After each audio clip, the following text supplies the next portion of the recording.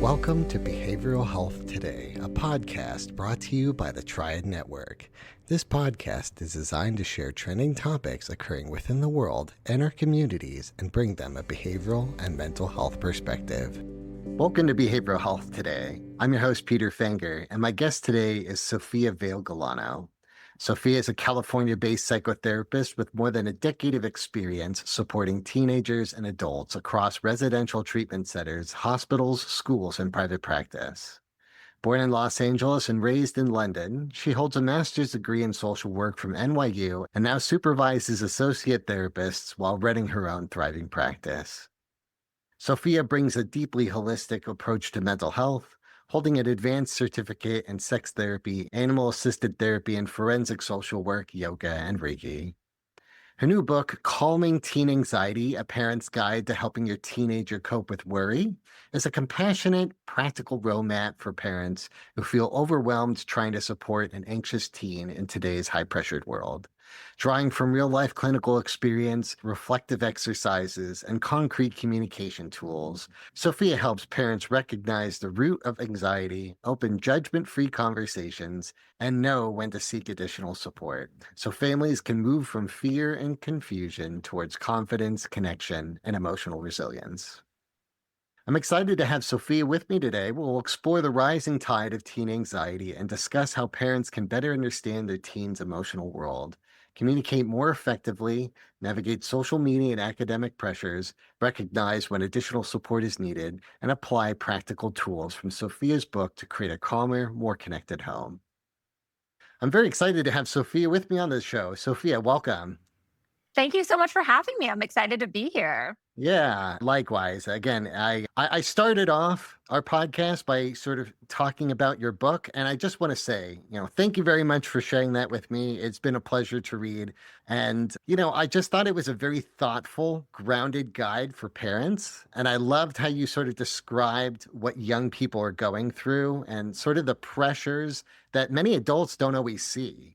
But before we get into the book, I would love to ask you what first drew you to focus on teen anxiety, and how did your experiences with teens and their parents ultimately inspire the book? Yes, yes. Thank you so much. And thank you for the kind words and the lovely introduction and such a great question. Kind of just to provide a little bit of the background and some context is, I've been working with teens and their families for, going on 12 years now in a variety of different settings. So my private practice and school settings, medical settings, inpatient treatment centers, outpatient centers. So I've worked with this population, variety of different settings, but really what motivated me to focus on the population pertaining to anxiety was several years ago. I would go around, and I talk about this in the introduction, the kind of opening chapter of my book. I'd go around to local schools in the Los Angeles area, and I would pick a different subject to speak about. I'd give these kind of parent education talks. So I remember I gave one on vaping, on substance use disorders, on depression. And I remember giving one on adolescent anxiety. And it really, really stood out to me because the room was completely packed. I remember all the seats were filled. There were parents standing along the walls. Yeah. And I was just shocked at how many people were there with so many questions about what to do. There's Mhm. so many conversations going on right now about how teen anxiety is just on an all-time high. It's really amplified. It's really concerning. But Yes. there's often this kind of gap of what do we do with that? And the parents at this talk were so curious about what to say and what not to say. And when I left the talk, that really hit me that I was like, I would love to provide a kind of general overview, a blueprint, a kind of guidebook about what's effective, what's not effective, what actions to Yeah. take, what actions not to take, what words to lean on, what words to avoid. Really something that's accessible and approachable for parents, and Yeah. something that a parent, I would say with a PhD could pick up and, it could, still resonate with them, or the parent who Mhm. didn't finish high school could pick it up and say, okay, I don't need to study this for years and years. I know what to do. Mhm. Yeah, and again, like, the way that you've written the book, it's pretty easy to digest, you know? Thank I you. think not only you providing insight into the teen's experience, you also do a very nice job of sort of sharing some of the testimonials, right? Like you're not just talking about Hmm. some of these things, there's actually real stories behind it. Right. But one of the things I so appreciate is really the reflection questions, right? Because it gets you to think a little bit more about the concept. I Hmm. would even Yes. maybe encourage the readers to journal a little bit about it, right? Yes. Because Yes. beyond just the experience and trying to learn practical tools, I think it also invites for folks to kind of unpack some stuff for themselves and Yes. a realization of what they're bringing into some of these conversations. 100%. 100%. And I really appreciate you noting that and highlighting that, and that was really my intention with this book too, is to, bring that to the forefront in a very, again, non-judgmental, mindful manner. And if, we can actually look at this as something that could be very empowering for parents. And, I Yes. use the word parents. Obviously, this is, any caregiver adult who's wanting to help their teen, just sort of conversation in the book. I use the word parents, but oftentimes parents can feel very discouraged, particularly if they have a teenager in their life who's very closed off or very resistant or very unwilling to communicate with them. And they're really kind of Yes. at a loss of what to do. And actually, Yes. for the parent to look within themselves compassionately and mindfully, again, it can be really empowering because that, not only helps, develop empathy and helps the teen, but, helps the parent and also requires no collaboration from the teen. Yes. The parent doesn't need the teen to sit down and talk to them in order Mhm. to notice change. Yeah. Oftentimes, the household can be such an important foundation Right. for the family's well-being as a whole. Right. Right. Yes. 100%. 100%. And this is where, and obviously we go into significant detail in the book, but just like even, a parent, questioning to themselves again mindfully. I know I keep using that word, but there's a reason behind it, really kind of Yes. to stress that factor of, what am I modeling? How am I leading by example? Does my teen see me really stressed? Does my teen see me anxious all the time? Does the teen see me perhaps struggle to practice my own self-care or set boundaries? And Right. oftentimes it's kind of easier said than done. A lot of adults or parents will, recognize those concepts and know those are very healthy, positive actions to take. But, we get kind of caught up in the day to day, and parenting is really stressful and really Yes. challenging. So It sometimes it's is. helpful to just take a step back. Yeah. Yeah, yeah. I want to kind of park on something. You talked a little bit about how anxiety is very widespread right now. And Right. you're mentioning that that is difficult to parent. I think parents today have a very different role than the parents Yeah, that they grew up with, right? definitely. So talk to me a little Well bit said. about why you believe that anxiety is so severe and widespread right now. Yes, yes. And oftentimes parents will come to see me for, my therapy practice or reach out to me with that exact question, just even kind Mhm. of the lack of understanding or kind of more confusion around it. And really, I feel that there are kind of two sort of kind of clusters here of sort of what are going on in terms of the factors. So we have kind of these classic causes, I call them, which are, what most parents experience during their own adolescence. So those are kind of more of the biological factors, chemical changes, hormonal changes, the brain still developing. Those might feel more familiar for an adult to say, I remember that time in my life. But then in conjunction with that, we have these kind of newer factors. So in my book, I call them kind of the Gen Z effect, because that's really the first generation where we really, really saw this kind of come to life, which are, the impact of social media, technology. Of course, there's some other factors there too, like academic competition, more stress with the Yeah. collegiate admissions process. But really, I think some of like the big ones that are kind of like the big, like ding, ding, ding alarm bells for parents are the social media technology Yes. factors. So I Mhm. I am not one to say that, okay, it's just the use of smartphones that are contributing to anxiety. It's just social media. It's just the brain still developing. I personally feel that it's the combination of Mhm. everything. Mhm. Yeah, yeah, and just to kind of park a little bit, you talked a little bit about hormonal or sort of like the teen experience, right? Hmm. And your Hmm. book kind of deciphers between the difference between normal teen behavior and true Right. anxiety, right? Right. Right. And you're doing a very nice job of sort of gentle reminders of what it was like to be a teenager, right? And those reflection questions, I think that could be really helpful in sort of bridging that experience. Um, Yes. but what I want to ask you is what are some of the signs that parents should look for that might be like subtle red flags or something Right. that they might overlook? So, really, what I recommend is to start with, again, mindful observation and using this kind of curious, inquisitive mentality to assess how often a teenager is struggling and how much. So, Mhm. really, and I want to also preface by saying that this is really, really confusing.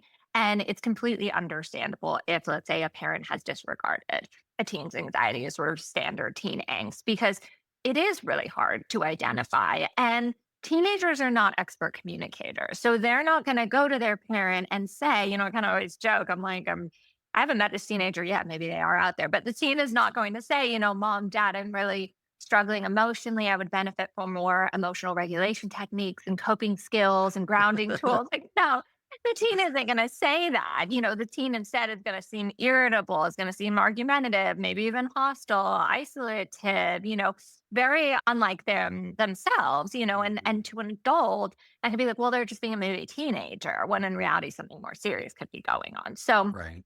just to kind of keep that in the back of my mind, or everyone's Yes. mind while we go on with this. But with that in mind, it again goes back to this, how often a teen is struggling and to what extent. So Mhm. I give this example, and again, it's a very generalized example, but let's say there's a teenager that's feeling nervous or stressed before a math test.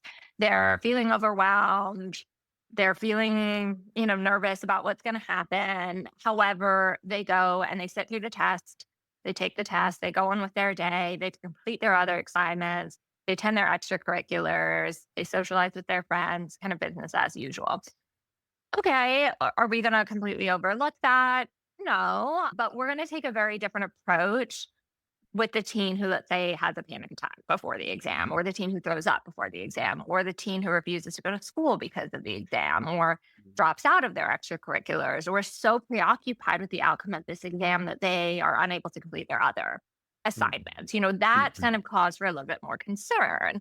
And with that being said, again, we want to assess how often it happens. So let's say a teenager does have that type of response, that seems quite extreme. Mhm. Let's say that happens once a year.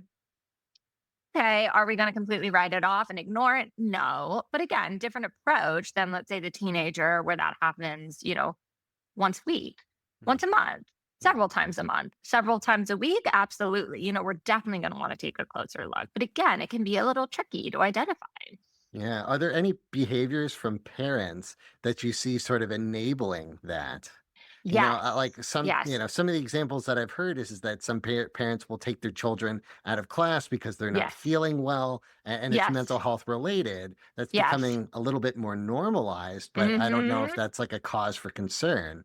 Yes, yes. Thank you so much for bringing that up. And this is something, I kind of address sort of, later in the book, because it's a really complicated area, and again, Yes. really tricky, because what I want to find is a nice balance here where we're not Hmm. completely disregarding a teen's anxiety, but we're also not rescuing or we're not enabling teens, Yes. because ultimately that can cause more anxiety and also lead to a plethora of other problems, Hmm. Hmm. which, could be a whole separate topic in itself. But I'm definitely seeing that. So, just to go off of that example with the math test, I wouldn't recommend, and again, I want to say that of course there are going to be emergency situations that are, exceptions to this, but rescue or enabling would be the parent saying, okay, my kid can't take the assignment, so can you just give them a passing mark, or can they get more extra Yes. credit, or the kind of parent immediately intervening versus having a conversation with the teen, seeing how the teen can proceed with the exam and develop that resilience, even if, let's say, they don't get, an A on the exam. Let's say they get a C, like Mhm. recognizing that it's okay. It's an opportunity for growth, but again, it can be a little tricky to Yes. identify and often requires parents to kind of take their hands off the steering wheel at times, which is very anxiety provoking for the parent. Yes. Yeah, and again, that's where you're sort of talking about this like dual relationship, right? I think that you're doing a very nice job in your book of sort of outlining the work for the parent to do, but then also giving them the skills to equip their teen. Yes. Yes. Yes. So I say, and again, I know this is quite generalized. So I say, like, if there's ever, let's say, substance abuse, self-harm, suicidality, this does not apply here, but we want the teen to be okay, metaphorically scraping their knees. We don't want to let the teen kind of break their knee, but we want them to Right. see, like, oh, it's okay for me to not have to be perfect all the Yes. time. Or it's okay to see that, I can struggle and I can actually get through it. And that's really Mhm. good for my self esteem. That actually helps combat my anxiety and helps me feel better about myself. But, it's often easier to want to just step in and Yeah. rescue. So that comes from Yes. the very concerned and caring parents out there. Yeah, yeah. So many good parts that you're outlining right there. But one of the tools that we talked about was active listening, Yes, right? And it sort of starts there, right? Mindful observation, active listening. These are ways to engage with your child, but not necessarily act upon it, right? That can be very right. difficult. So, Of what does course. that actually look like when a parent is listening well? What habits have you seen that might actually cause a teen to shut down? Yes, yes. So, and a lot of my work with the teen is also, reminding them of this, which is that, most parents, it goes against their instincts to kind of just Mhm. sit back and practice kind of active listening. When they see that their child is suffering, they want to alleviate the problem, and that's completely understandable, and most parents up until thus far, that's what they've done. I kind of reference, it sounds quite extreme, but when the child is a baby, if they're crying, it's you don't sit down with the baby and say, let's talk about how that feels for you. You give them the bottle, you change their diaper, like you take these, very action steps. So the parents are kind of, relearning, that it's going from Yes. these kind of like solution fixing based mentality Mhm. to active listening. And, again, that's learning for the parents. But, unfortunately, what can happen is when parents kind of revert back to that fixing and solution based mentality, it actually pushes the teen farther away, even if the parent is coming from a positive place. So, I'll have teenagers that come to see me, for therapy, and they say, I tried to talk to my parent about feeling anxious. And my parent said, well, have you meditated or have you gone outside? Why don't you go for a walk?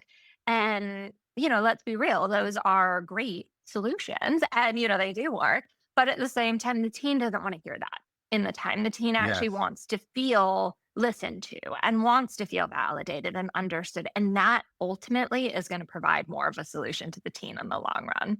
Yeah. Yeah, it's so good. And you know what? The pro tip is that those skills follow you throughout life. Right. Even if Hmm. you're 40 years old like myself and you're talking to somebody else 40 years old, they too want those same basic needs. Course. Yes. Yes, absolutely. And we forget that as well. Yes. And teens are in this kind of unusual time of their life because they're sort of still like, half kid, half an adult, Right. so it's like kind of finding the balance of both. And then there Mhm. are times again where it is appropriate to provide solutions. Like I said, emergency situations, like we want to provide solutions. Or if, the teen asks for it, of course, go ahead and collaborate with teen in terms of finding some solutions together. So that is really, really important. It's important for the teen to feel heard, feel that they're a part Yes. of, and that they're coming to this on their own, even if they're seeking your help. Yeah. Yeah. So good. So I know one of the parts in your book that I connected with was this relationship between the parent and the child and how the parent's own anxiety can really transfer to their teen. I know your book outlines some really great reflection questions to the reader, but how can caregivers recognize their role in the dynamic and really regulate themselves so they can stay calm and create a safe presence? Yes, yes. No, that's a great question, and I want to put this out there too that, I say this in a completely non sort of blaming manner at all, because being a parent is really, really hard and it's challenging and stressful and exhausting and anxiety provoking. So those feelings are so Yes. real, so completely understandable to feel that way. And again, a lot of my work with the teen is also helping the teen try to have some compassion for the parent, but the parent's doing the Yes. best that they can. But really, I think teens, generally speaking, are a little more aware than they might lead on, and they really do pick up on a lot of that energy, So this is where Yes. it goes back to, what is the teen seeing in me? Am I really anxious? Am I really stressed all the time? Could my teen, perhaps even subconsciously without them even realize, following my lead with Hmm. that. And kind of more from a kind of experimental lens, this could be a nice way of looking at it, is for the parent to see, okay, well, when I show up and I'm a little more regulated or a little more calm or a little more relaxed, what is my team like around me? Am I noticing any differences? And I'll say that this is something that typically doesn't happen overnight. And also, the teen is not going to go to the parent and say, mom, dad, I'm so glad that you're regulating more. And I sense your calm energy and demeanor. And now I'm, modeling after you. So the teen also is not going to say that. So the teen might not express recognition of that or even their gratitude of that. So even if the teen isn't saying that, for the parent to not get discouraged, that it is really helpful. I mean, it's helpful for the teen, and again, it's helpful for the parent. It's Yes. it's healing on both sides.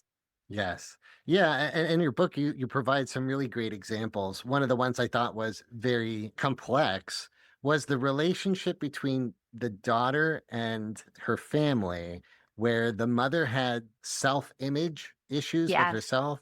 She talked to the daughter positively, but she had a very negative sense of her own self, and that yes, transferred to the teen. And yes. again, I I see just that a thought that lot. that was a very good example of how some of these things can get transferred unconsciously. Of course, of course. And it's unconscious and oftentimes it's Mhm. very unintentional. Like Yes. parents are heartbroken and they feel terrible when they Yes. kind of draw these conclusions. And that's why, again, my approach is, from this compassionate lens that, parents are doing the best they can. And even if, let's say, a parent, reads this and is like, oh my God, I've done absolutely everything wrong, up this far, that it's never a lost cause, it's Right. okay. There's always chances to heal. and Yes. and and oftentimes, like, it is more of the messages that we're giving to ourselves that our teen picks up on, because ultimately, the teen said, my parent is saying that to themselves, so is that maybe, quote unquote, how I should be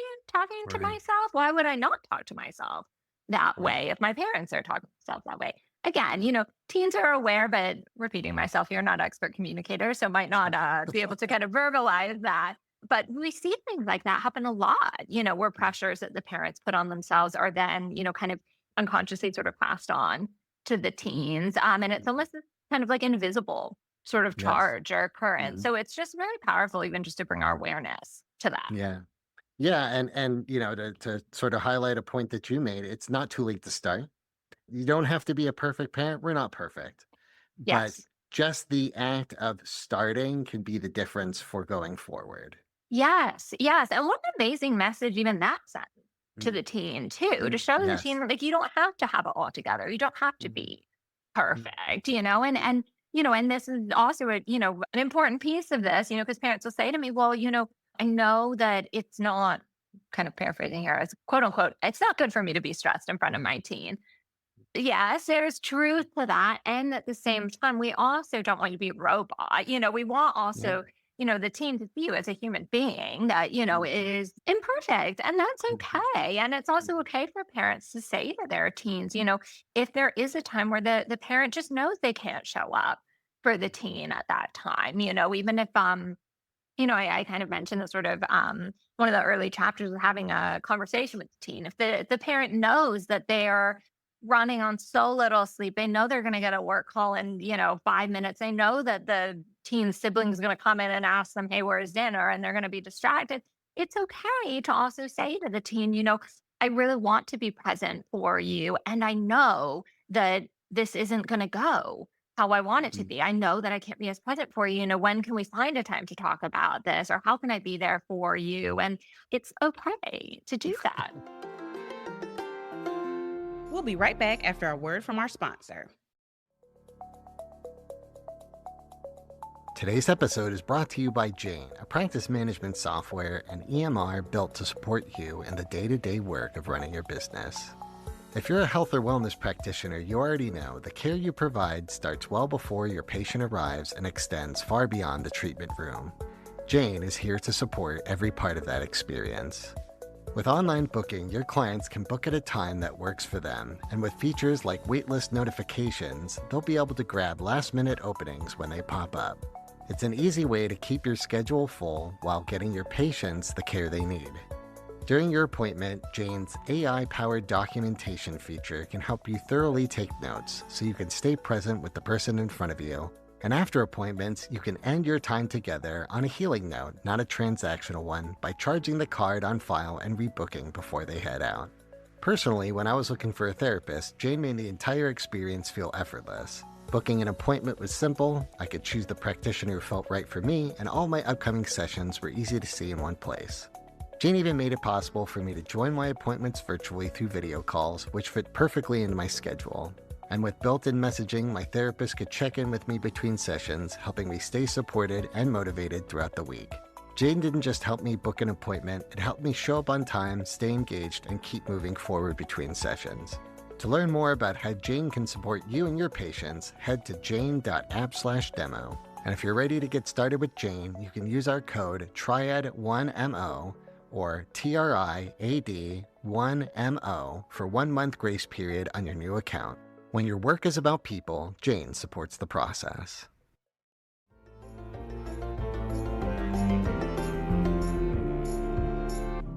You know, it can really shift a room to recognize that we don't have the answers right now. Like we Yes. can really just kind of approach something and say, boy, we're really stuck right now.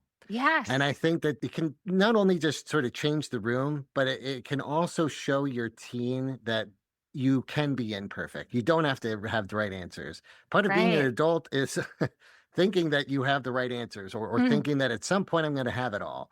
And the realization is that we aren't perfect. Sometimes we're just right. kind of going by the fly. And I think Definitely. one of the other points that you're making is being very conscious or intentional about being a good role model.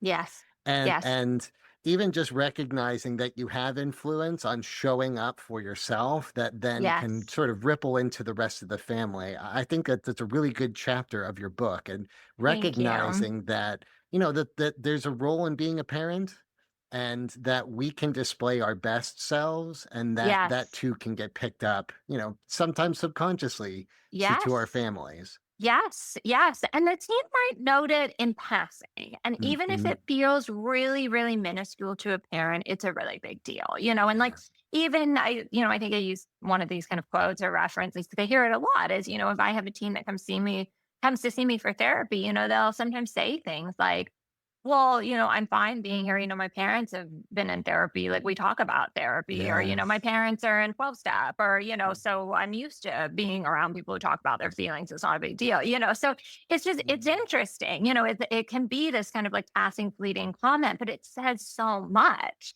about what the teen sees at Yeah. home. Yeah. Yeah. And again, like what you're really suggesting is maybe like a willingness to kind of get the support. Yeah. But I want to talk Hmm. about the other side, right? When you're finding Hmm. that a teen is resistant to talking or closed off, we can Hmm. have all the greatest listening skills, but Right. sometimes there's just a riff, right? Yep. And Hmm. sometimes the communication can be difficult. So then how can parents gently open up that door without maybe pushing or Right. causing defensiveness? What are some of the strategies that you might suggest? Yes, yes. And again, of course, I know I keep repeating this, but there is a reason. Emergency exceptions, different here, but generally speaking, and this might feel very unusual for adults. So often when I suggest some of these, kind of tools or interventions, they are like, what? That sounds way too informal. It sounds too casual, but that's actually what helps the teen open up. So, most teens are, not going to do as well as maybe an adult would if, let's say, we're going to have a family meeting, we're sitting at the dining room table, we're going to talk about your mental health. Okay, the teen's going to feel very put on the spot, very caught off guard. And, most teens are going to close down with that. Not all teens, of course. There are some teens that are receptive to that, but most teens aren't.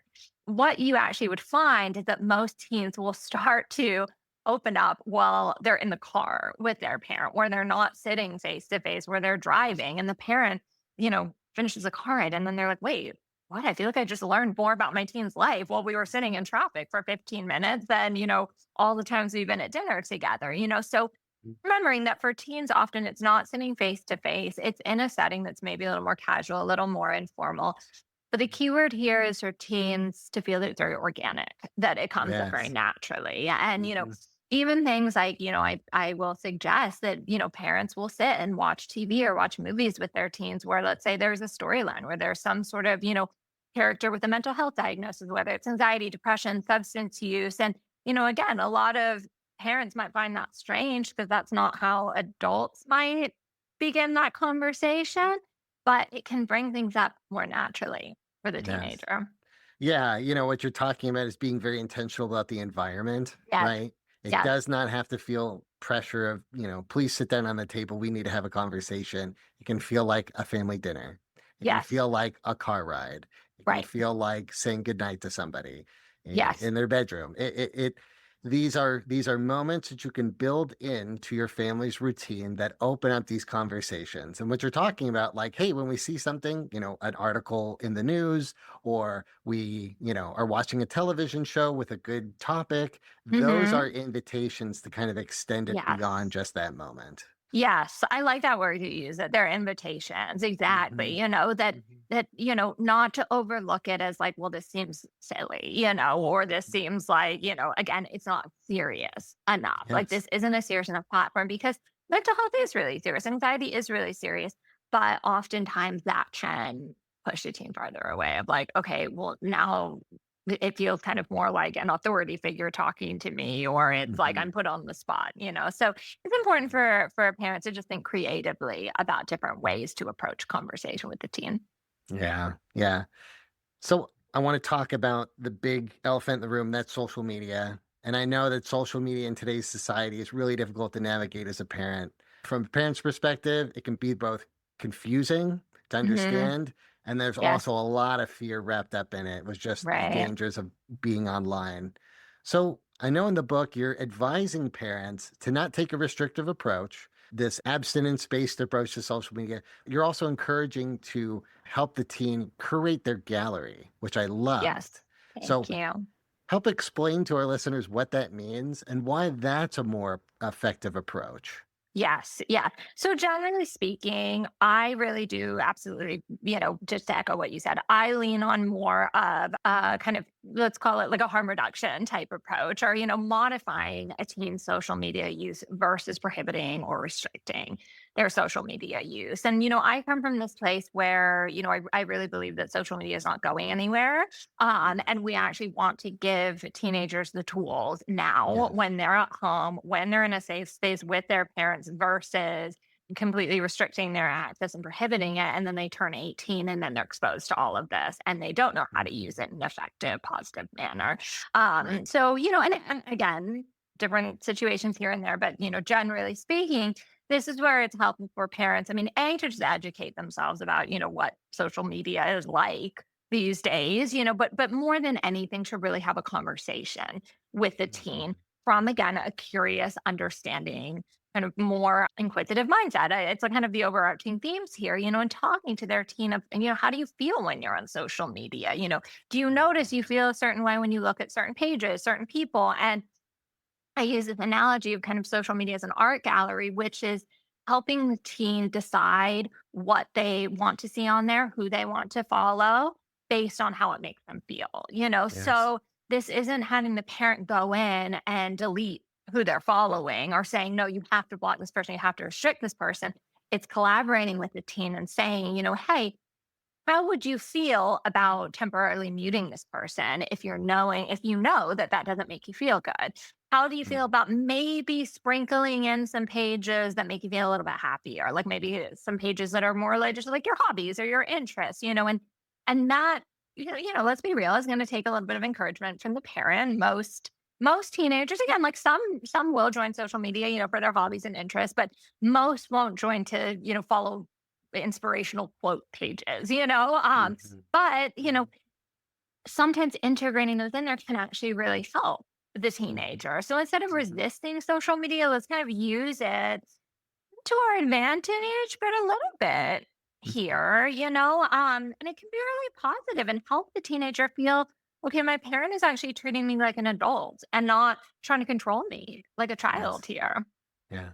Yeah, and I love the example that you're giving because you're really kind of empowering them to create the social media that they want, right? Yes. we are in an age where the algorithm is so important to people's engagement. Sometimes we lose Hmm. touch with our feelings. If your consumption is a lot like mine, I get so many messages. There'll be a headline from news followed by some funny meme. Right. And I can scroll and I can scroll and I scroll. And then I recognize that the headlines from the news are starting to make me feel bad. Yes. And then Yes. I recognize that I have to detach from social media. But there's a step in between that you're talking about where if I can curate my experience, then maybe the social media experience doesn't put me down that rabbit hole. Yeah.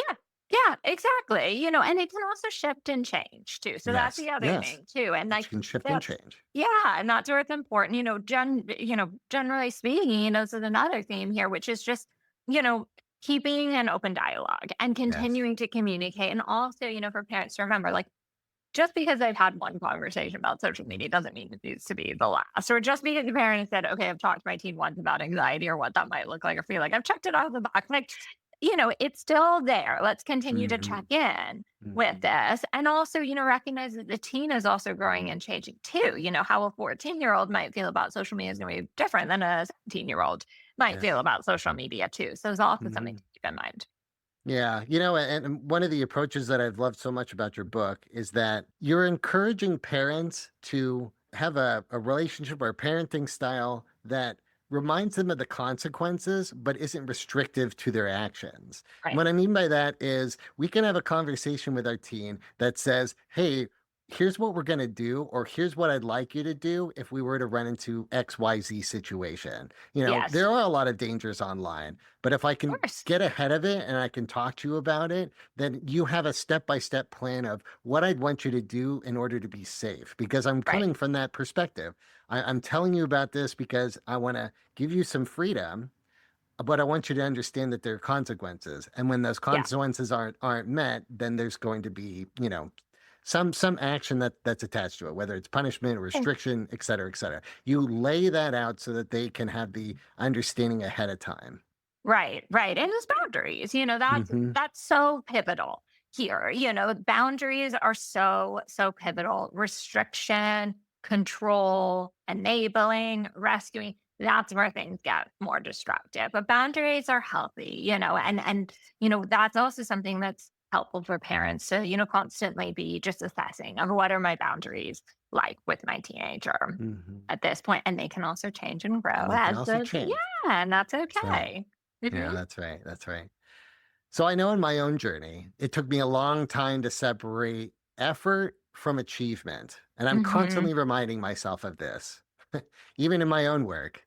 But I know that teens have a lot on their plate. Right. So academic pressure, competition, overloaded Mhm. schedules, those are all Mhm. huge anxiety drivers. Yep. Um, how can parents help their teens reframe achievement and really prioritize emotional well-being? That's a great question here, and this is where it goes back to having conversation with their team too. So Mhm. again, collaborating versus, just telling the team. That Mhm. goes back to kind of the solution-based mentality or fixing. Again, even if it comes from a positive place and the parent is right, still we want to have a conversation with the teen about that. But really, you are the parent. When I say you, the parent is really kind of working against culture here by having this conversation, which is using opportunities I call in my book kind of like I don't really like the word mistakes. I kind of like it is more as like opportunities for growth. Learning. Learning, yes, lessons and recognizing that that's positive, and Yes. really helping the teen see that they don't have to be successful and accomplished and high achieving in order to have that self-worth, that they can Mhm. still have self-worth even if they quote unquote fail or even if Mhm. they quote unquote make a mistake, it is an opportunity for learning and that's okay. But again, keeping in mind that most people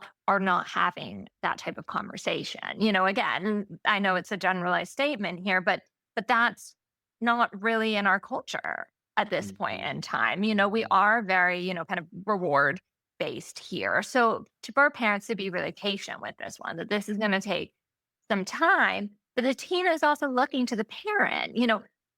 What is the parent, once again, what's the parent like when they make a mistake? When the parent, quote unquote, fails or when the parent does something wrong? are they compassionate with themselves, or do they beat themselves up because they did something wrong here? It's another opportunity for modeling and leading by example. Yeah. Yeah. All those skills that really help build resilient children. Yes. Right. Yes. The Right. resilience piece is so crucial. So I know as parents, we want to do our best, but sometimes it requires additional support beyond the home, right? What markers or moments tell you that it's time for professional help? Okay. And Yeah. what should parents do if there's resistance from the teen? So, as a therapist, obviously, I'm a little bit biased because I'm going to say that any time is a positive Hmm. time to seek additional help. So, oftentimes parents will say to me, hey, my teen is kind of saying that, they might want to go to therapy, but I don't really think there are that many stresses. And I think, okay, they seem pretty regulated. Do they really need it? I would still, if possible, support that, that anytime that a teen has extra guidance, mentorship, support is going to be positive for them, so really any time is a good time to reach out. It doesn't have to be a crisis to get Yes. support. So I Hmm. want to put that out there too. So keeping that in mind, also keeping in mind that support can look very different for Yes. every teen. And this is where, it kind of goes to your second question of when there's a resistant teen, of having a conversation about what type of support intrigues them or might feel more interesting for them. Yes. For some Yes. teens, they're very open and receptive to, okay, I'll try traditional therapy. And other teens are like, absolutely not. I do not want to sit in a room and, sit face to face, talk to some old person about my problems. No, but they're more receptive to let me find kind of a coach who will go out and kind of mentor me, or, maybe we'll go on walks and we'll talk about things, or we'll do some sort of group work or some sort of Mm. activity, or, get involved in some other type of healing, and for parents to recognize that it is, again, not a one size fits all, and not all support looks like traditional therapy, particularly when there is a resistant teen, because sometimes that can be really discouraging, which is that my teen won't go to therapy. Well, maybe I'll go to something else that might help Yes. them, Hmm. and to try different avenues. And it's also okay, if you kind of have to keep searching or Right. shopping, I call it, Hmm. that, Yeah. continue to explore. Yes. Yeah. You know what? I think one of the best things that came out of 2020, as difficult as that year was, and not to say that these resources wasn't available, but just the amplification of mental well-being services, right? Yes. And again, like understand from a parent perspective, it doesn't have to look like talk therapy. It can look like Hmm. group therapy. It can look like somatic therapy. There are other means to wellness that can really Right. help regulate the body in Right. really neat ways that Yeah. it's just the whole field is just expanding in so many interesting Exactly. ways. So like you're Exactly. saying, there are other ways around approaching this kind of support that doesn't look Hmm. like talk therapy. And just as you're suggesting, things can change, right? Yes. Maybe you start with something and we work our way toward it. Yes, yes, definitely. And again, repetitive here, but unless emergency situation, Yes. I don't encourage parents to force their teen to get support. Mhm. But this is where it's really important for the parent to make sure that they're not rescuing or enabling, because again, to go back to that other example, that I referenced earlier about the teen who's really anxious before the math test. If that teen will refuse to go to therapy, refuses to do coaching, refuses to do a group, refuses any type of support, this is where it's imperative that the parent does not reach out to the teacher all the time and say, no, no, no, my teen can't come to school. My teen, because why would that teen ever get help if the parent's going to bail them out all the time? Yeah. But this is so, so tough. And this is where it is so important for the parent to make sure they have their own support here. Yes. Yeah. Yeah. Yeah. So I know your book, it offers a plethora of practical and everyday tools to help reduce teen anxiety. But what are some of your favorite strategies, and what might you suggest for parents listening today? Oh, that's such a good question. Thank you. Well, really, overall, what I want to highlight here is really the willingness behind Mm. it. So even if, let's say, a parent isn't, excelling at, all the, correct tools, the correct words, and the correct action, the willingness is really what matters here, and this is where, as a therapist, I really mean this. I'm really grateful for parents who just want to help. The teen ultimately will recognize that or feels that, whether again they're verbalizing it or not. Who knows? Maybe they'll verbalize it in like 30 years or something, but it's really the willingness and for the Yeah. parent to give themselves credit and a ton of self compassion for being on this journey more than anything. It's just recognizing that they are doing the best they can and to be really proud of themselves that they're being an amazing parent for simply even just trying to show up for their teen. And that's really what it's all about. Yeah. We so badly want these grand sweeping changes, and we see a lot of stuff on social media, but we also have to recognize that there's a lot of work that goes into this, and Yes. small wins are what get you there. Small Yes. wins. Yes. Thank you for saying that. Yes. And, I remind parents of this all the time that if they see even, 1% progress, if their teen Mhm. opens up to them for 10 seconds, that's really, really positive and not to overlook the small changes. Yeah, yeah. So, Sophia, I've so appreciated our conversation today. But before we go, I'd love for you to share with our listeners where they can learn more about you and your work and your book, Calming Teen Anxiety, A Parent's Guide to Helping Your Teen Cope with Worry. Thank you. Yes. So you can learn more about me and my book through my website, www.sophiagalano.com. You can find me on Instagram, Sophia Vale _Galano. My book is available at Penguin Random House, Barnes and Noble, Amazon, independent booksellers. But if there are any issues finding it, you can reach out to me on the website. There's also an audiobook version too, if you prefer that. But yeah, I hope everyone enjoys reading it and, people can reach out to me with questions anytime. Well, Sophia, it's a phenomenal book, and I'm excited for our listeners to check it out for themselves because these concepts and tools that you're talking about, mindful observation, active listening, healthy boundaries, these are the strategies that will create better communication between parents and set their teens up for greater success in their life. But for today, thank you very much for your time, and I so appreciate you coming on to our show. Thank you so much for having me. This was wonderful. And I want to thank you, our listeners, for taking the time to join us. You can follow us on our social media. Thank you very much for being on our show. I'd want to thank you, our listeners, for taking the time to join us. You can follow us on social media at Instagram, TikTok, LinkedIn, YouTube, and more at Behavioral Health Today. If you like our show, please give us 5 stars and leave us a review. And as always, the resources for this episode and an archive of all of our other episodes can be found on our webpage at triadhq.com/BHT. And we look forward to having you back with us next time on Behavioral Health Today. We appreciate all the support from our community, and if you like our show, one of the best ways you can support it is by giving us a 5-star rating and leaving a review. Behavioral Health Today is a podcast part of the Triad Behavioral Health Network, all rights reserved.